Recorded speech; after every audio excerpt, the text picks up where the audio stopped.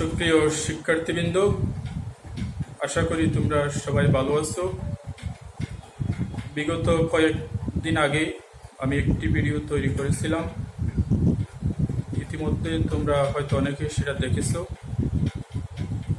আজকের এই ভিডিওতে আমি আগের সেই একই কোয়েশ্চন আবারও সলভ করার চেষ্টা করব, তবে সেই মধ্যে নয়, একটু ভিন্ন আঙ্গিকে, একটু ডিফারেন্ট ওয়েতে।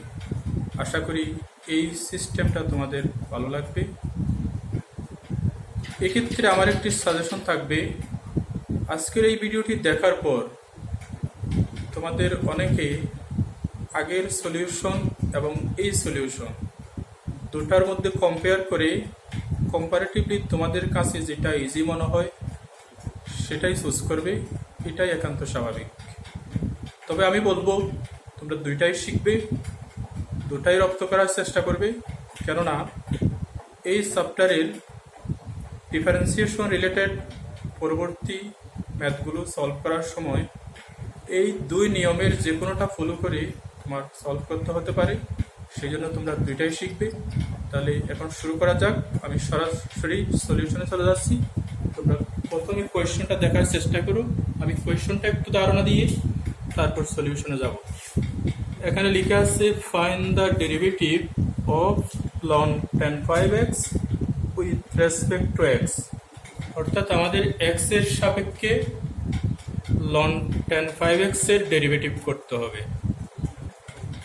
আমি শুরুতে ln tan 5x কে y ধরে নিয়েছি, অর্থাৎ আমি লিখেছি y equal to ln tan 5x। ডান পাশে এই ম্যাথের সাথে রিলেটেড যতগুলো ফর্মুলা আছে আমি সব কয়টা এখানে একসাথে লিখে রেখেছি পর্যায়ক্রমে। ফার্স্ট ওয়ান তোমরা দেখো, লক্ষ্য করো এখানে একটু, ddx of ln x equal to 1/x। Next one ddx of tan x equal to sec square x।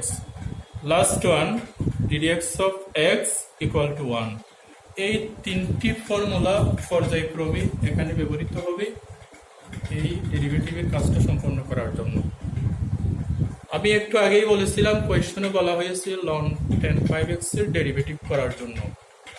আমি শুরুতে y equal to ln tan 5x লিখেছি, অর্থাৎ ln tan 5x এর ডেরিভেটিভ করা মানে y এর ডেরিভেটিভ করা।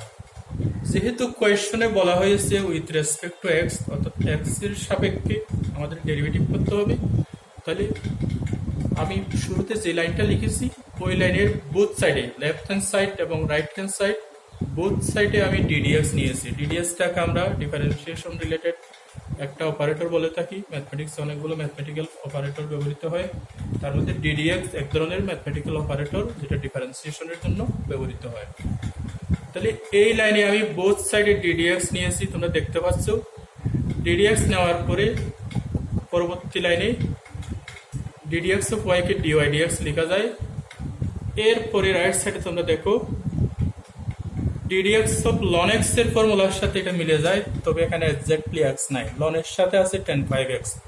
ডান পাশে একটু আবারও খেয়াল করো, একটু আগে আমি যে ফর্মুলার কথা বলেছিলাম, এখানে আছে ddx of ln x equal to 1/x। এখানে একটা বিষয় আমি মার্ক করে রেখেছি, x x x, এখানে ddx অফ x, এখানে ln x। যার সাপেক্ষে যেই ভেরিয়েবলের সাপেক্ষে ডেরিভেটিভ ln এর সাথে সেই ভেরিয়েবলটাই আছে, কিন্তু এখানে দেখো আমরা x এর সাপেক্ষে ডেরিভেটিভ করতেছি। আমি এখানে মার্ক করে দিয়েছি x, এই x এটাই ভেরিয়েবল, এটার সাপেক্ষে ডেরিভেটিভ, কিন্তু ln এর সাথে এক্স্যাক্টলি x নাই, আছে tan 5x। আমি যতটুকু এখানে মার্ক করে রেখেছি পুরোটাকে x মনে করে, তাহলে ln x হলো 1/x হয়, এটা পুরোটা x মনে করে 1/x লিখেছি। আমি এই যে গোল্লা দিয়েছি সেটা পুরোটা x মনে করেছি, কিন্তু আসলে তো সত্যিকার অর্থে এটা x ছিল না। x এর স্থলে x না হয়ে যদি ব্যতিক্রম কিছু একটা থাকে, ভিন্ন কিছু থাকে, তাহলে সেটাকে আবার ডেরিভেটিভ করতে হবে।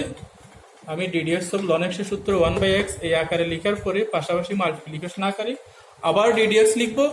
কার জন্য লিখবো? সেটা যেটা x এর স্থলে ব্যতিক্রম কিছু একটা ছিল ওইটার জন্য। তাহলে x এর স্থলে x না হয়ে tan 5x ছিল, ddx অফ tan 5x লিখবো। পাশাপাশি মাল্টিপ্লিকেশন আকারে এভাবেই লিখবো। এরপরে আমি নেক্সট লাইনে গিয়ে 1/10(5x) এটা ঠিক রেখেছি। এখানে ddx অফ 10(5x) এটাকে যদি আমি 5x পুরোটাকে x চিন্তা করি তাহলে এটা ddx অফ 10x এর ফর্মুলার সাথে মিলে যায়। আমাদের এখানে রাইট সাইডে আমি লিখে রেখেছিলাম ddx অফ 10x এর ফর্মুলা ছিল sec স্কোয়ার x।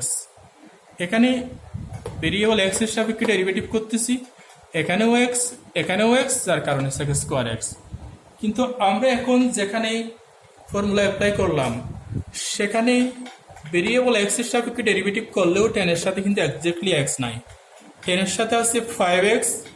যেহেতু 10 এর সাথে 5x আছে, x এর পরিবর্তে ব্যতিক্রম কিছু একটা লেখা হয়েছে এখানে, তাহলে যেটা x এর স্থলে ব্যতিক্রম কিছু একটা দেখতে পাচ্ছি সেটাকে আবার ডেরিভেটিভ করব।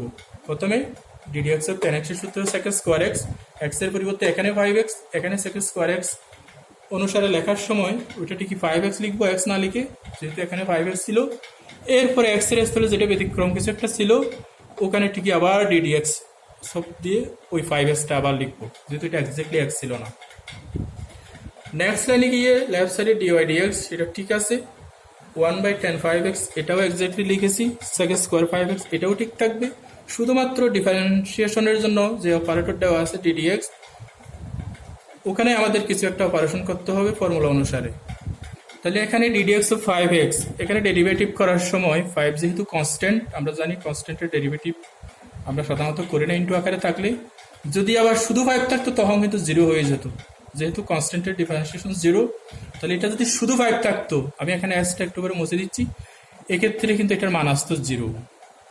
কিন্তু এখানে যেহেতু 5x আছে, 5টা আগে চলে আসবে, এটা ডেরিভেটিভ হবে না, শুধু ভেরিয়েবলের ডেরিভেটিভ হবে। তাহলে ddx অফ x সেটার মান আসবে 1, ddx অফ x এর মান আসবে নেক্সট লাইনে 1। মাল্টিপ্লিকেশন আকারে লিখবো ddx অফ x, যেভাবে এটার সাথে আগের টার্মের সাথে মাল্টিপ্লিকেশন আকারে ছিল, 1টাও মাল্টিপ্লিকেশন আকারে থাকবে। এখন আমি এখানে মার্ক করে দিয়েছি, দেখতে পাচ্ছ তোমরা, এই যে sec স্কোয়ার 5x 5 1, এই তিনটা টার্ম প্রত্যেকটা উপরে মিন করবে, অর্থাৎ প্রত্যেকটাকে আমরা নিউমারেটর হিসেবে চিন্তা করব, আর ডেনোমিনেটর হিসেবে আছে 10(5x), যেটা ডেনোমিনেটর সেটা নিচে লিখবো 10(5x), আর উপরে লিখতে হবে 5 sec স্কোয়ার 5x। এই তিনটা টার্ম মাল্টিপ্লাই করলে আমাদের প্রোডাক্ট হিসেবে আমরা পাবো 5 sec স্কোয়ার 5x। তাহলে ddx অফ y, এটাকে আমি এখানে dy dx লিখছি, dy dx equal to 5 sec square 5x divided by 10(5x). এখানে আমি আরেকটু ভিন্ন আঙ্গিকে লিখছি, সেটাকে dy dx না লিখে সেটাকে ddx অফ y লিখছি, কারণ আমাদের যেই টার্মটার ডেরিভেটিভ করার জন্য কোয়েশ্চনে বলা হয়েছিল সেটাকে আমরা y ধরেছিলাম, y এর ডেরিভেটিভ করা মানে কোয়েশ্চনে যে টার্মটা ছিল সেটার ডেরিভেটিভ করা। তাহলে dy dx কে যদি আমি ddx অফ y লিখি সেটার মান দাঁড়ায় এটা। এটাই হবে আমাদের রেজাল্ট। আশা করি তোমরা সবাই বুঝতে পেরেছো।